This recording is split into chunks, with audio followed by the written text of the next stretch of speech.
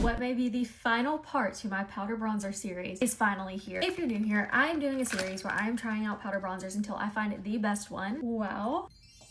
She's stunning. Up next in the bronzer series, we have the YSL All Hours Hyper Bronze Powder Bronzer. Basically, I'm a makeup artist and the powder bronzer I've been using in my kit is not cutting it anymore. So we have now tried the Polite Society, Rim Beauty, NARS, Givenchy, House Labs, and now we are doing YSL.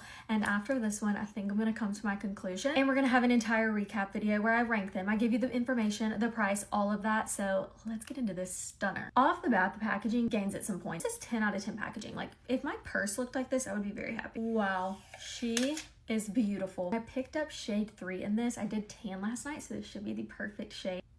What I'm noticing off the bat, the shade of it looks way more like olive-y than the other shades I've been using. Pretty much all the bronzers I've used so far have this really reddish undertone, and look how much more olive-y, yellowy green this undertone is, which I don't mind for my complexion, so I think I'm gonna love the shade. Taking a clean brush, not as much kickback as some of the other ones. Just gonna start out doing my regular little tapping and flicking motions, forehead and cheekbone area. She is very matte. Color is gorgeous. This one might be the most matte out of all of them so far that I've tried. It looks very olive.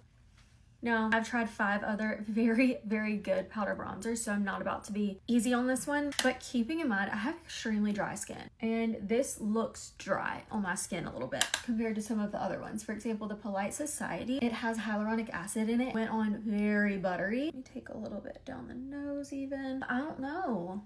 It looks a little drying on me.